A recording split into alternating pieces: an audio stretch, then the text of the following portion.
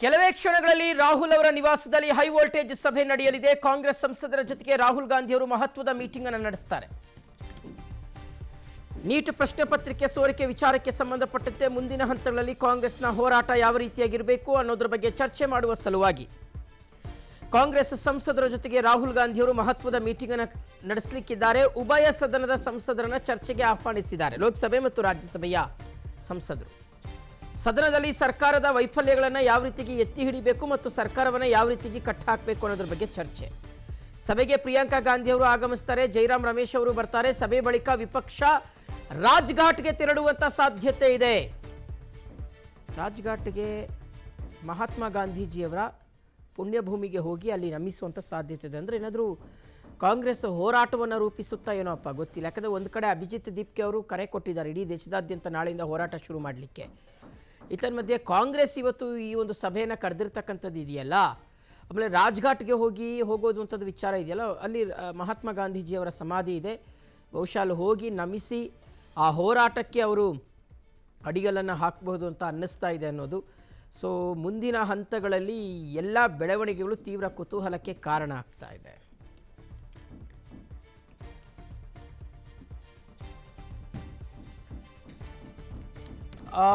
So ಈಗ ಯಾವ ರೀತಿಯಾಗಿ ಮುಂದಿನ ಹೋರಾಟ ಇರಬೇಕು ಅನ್ನೋದ್ರ ಬಗ್ಗೆ ಚರ್ಚೆ ಮಾಡುವ ಸಲುವಾಗಿ ಮತ್ತು ಪ್ರಮುಖವಾಗಿ ಸರ್ಕಾರವನ್ನು ಯಾವ ರೀತಿಗೆ ಇಕ್ಕಟ್ಟಿಗೆ ಸಿಲುಕಿಸಬೇಕು ಅಂತ ಮಗದೊಂದು ಕಡೆ ಈಗ ಎಲ್ಲ ಪ್ರತಿಪಕ್ಷಗಳು ಸಹ ಒಂದು ಬ್ಯಾನರ್ ಅಡಿಯಲ್ಲಿ ಬಂದಿದ್ದಾರೆ. ಎಲ್ಲ ಒಂದು ರೂಫ್ ಅಂಡರಲ್ಲಿ ಬಂದಿದ್ದಾರೆ. CJP ಪಕ್ಷಕ್ಕೆ ಸಪೋರ್ಟ್ ಮಾಡುವಂಥ ಒಂದು ಕಾರ್ಯವನ್ನು ಮಾಡ್ತಾ ಇದ್ದಾರೆ.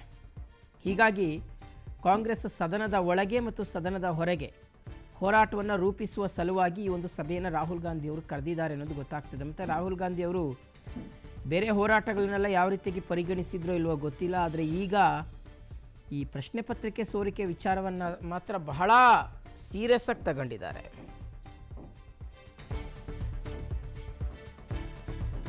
ಇನ್ನು ಗಾಂಧಿ ಸ್ಮೃತಿ ಭವನದಲ್ಲಿ ರಾಹುಲ್ ಗಾಂಧಿಯವರ ನೇತೃತ್ವದಲ್ಲಿ ರ್ಯಾಲಿ. ರಾಹುಲ್ ಗಾಂಧಿಯವರ ನಿವಾಸದಿಂದ ತೆರಳಿದ್ದಾರೆ ಕೈ ಸಂಸದರು.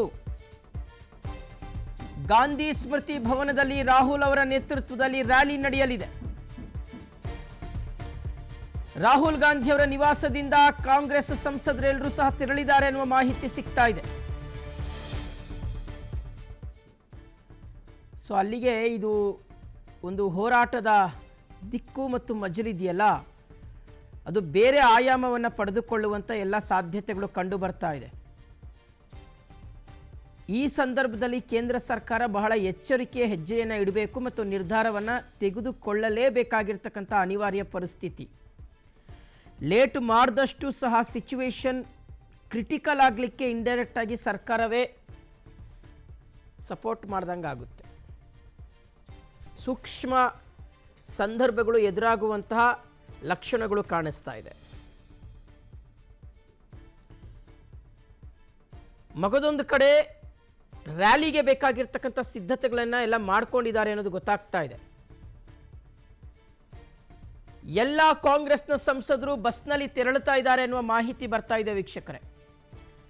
ಎಲ್ಲ ಸಂಸದರು ಇಷ್ಟೊತ್ತು ಸಭೆ ಮಾಡಿದಂಥ ಕಾಂಗ್ರೆಸ್ ಸಂಸದರು ಎಲ್ಲರೂ ಸಹ ಈಗ ತೆರಳುತ್ತಾ ಇದ್ದಾರೆ ಅನ್ನುವ ಮಾಹಿತಿ ರ್ಯಾಲಿ ಮಾಡಲಿಕ್ಕೆ. ಸೊ ಅಲ್ಲಿಗೆ ಈ ಒಂದು ಹೋರಾಟ ಏನಿದೆ, ಈ ಒಂದು ಹೋರಾಟ ಒಂದು ಗಾಂಧಿ ಸ್ಮೃತಿ ಭವನಕ್ಕೆ ಕಾಂಗ್ರೆಸ್ನ ಸಂಸದರೆಲ್ಲರೂ ಸಹ ಬಸ್ನಲ್ಲಿ ತೆರಳುವಂಥ ಒಂದು ಕಾರ್ಯ ನಡೀತಾ ಇದೆ. ರಾಹುಲ್ ಗಾಂಧಿಯವರ ನಿವಾಸದಿಂದ ನೇರವಾಗಿ ಗಾಂಧಿ ಸ್ಮೃತಿ ಭವನಕ್ಕೆ ಎಲ್ಲ ಕಾಂಗ್ರೆಸ್ ಸಂಸದರು ಬಸ್ನಲ್ಲಿ ತೆರಳುತ್ತಾ ಇದ್ದಾರೆ, ಹೋಗ್ತಾ ಇದ್ದಾರೆ ಅನ್ನುವ ಮಾಹಿತಿ ಬರ್ತಾ ಇದೆ. ಗಾಂಧಿ ಸ್ಮೃತಿ ಭವನದಿಂದ ರ್ಯಾಲಿ ಶುರುವಾಗುತ್ತೆ ಅನ್ನುವಂಥ ಒಂದು ಇನ್ಫಾರ್ಮೇಶನ್ ಸಹ ಇದೆ.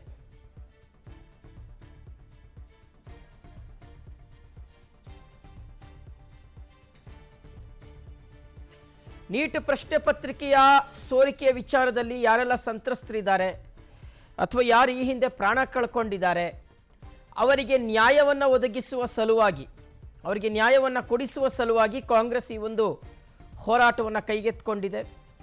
ಸೊ ಒಂದು ರೀತಿಗೆ ಇದನ್ನು ತಾರ್ಕಿಕ ಅಂತ್ಯಕ್ಕೆ ತೆಗೆದುಕೊಂಡು ಹೋಗಬೇಕು ಅನ್ನೋದು ರಾಹುಲ್ ಗಾಂಧಿಯವರ ಇಂಗಿತ ಆಗಿದೆ. ಬಹುಶಃ ಅದೇನೋ ಅಂತಾರಲ್ಲ, ಹಾಗಾಗಿದೆ. ಆಡಳಿತಾರೂಢ BJPಯ ಪ್ರತಿಪಕ್ಷಕ್ಕೆ ಅಸ್ತ್ರ ತಗೊಂಡು ಕೈ ಕೊಟ್ಟಂಗಾಯಿತು, ಬೆತ್ತ ತಗೊಂಡು ಕೈ ಕೊಟ್ಟಂಗಾಯಿತು. ಸೊ BJP ಹಲವು ಸಂದರ್ಭಗಳಲ್ಲಿ ವೀಕ್ಷಕರೇ ಬಹಳ ಜಾಣ್ಮೆಯಾಗಿ, ಬಹಳ ಬುದ್ಧಿವಂತಿಕೆಯಿಂದ ಹೆಜ್ಜೆಗಳನ್ನು ಇಟ್ಟಿರ್ತಕ್ಕಂಥದ್ದನ್ನು ನಾವು ಗಮನಿಸಿದ್ದೀವಿ. ಆದರೆ ಈ ಸಲ ಯಾಕೆ ಈ ರೀತಿಯಾಗಿ ಆಗ್ತಾ ಇದೆ ಅನ್ನೋದು ಗೊತ್ತಾಗ್ತಾ ಇಲ್ಲ.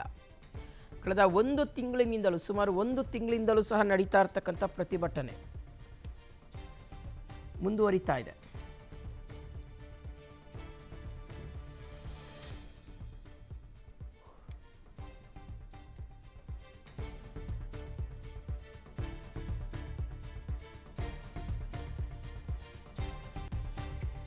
ಓಕೆ, ಇನ್ನು ವಿದ್ಯಾರ್ಥಿಗಳ ಹೋರಾಟಕ್ಕೆ ಕಾಂಗ್ರೆಸ್ ಸಂಸದರು ಸಂಪೂರ್ಣವಾಗಿ ಬೆಂಬಲವನ್ನು ಕೊಡ್ತಾ ಇದ್ದಾರೆ. ಸೊ CJPಯಿಂದ ಶುರುವಾದಂತಹ ಈ ಒಂದು ಹೋರಾಟ ಇವತ್ತು ಎಲ್ಲ ರಾಜಕೀಯ ಪಕ್ಷಗಳಲ್ಲ, ಅದರಲ್ಲೂ ಪ್ರಮುಖವಾಗಿ INDA ಮೈತ್ರಿಕೂಟದ ಎಲ್ಲ ರಾಜಕೀಯ ಪಕ್ಷಗಳು ಸಹ ಇದರ ಮುಂದಾಳತ್ವವನ್ನು, ಇದರ ಮುಂಚೂಣಿಯತ್ವವನ್ನು ತೆಗೆದುಕೊಳ್ತಾ ಇರ್ತಕ್ಕಂಥದ್ದನ್ನು ಗಮನಿಸ್ತಾ ಇದ್ದೀವಿ.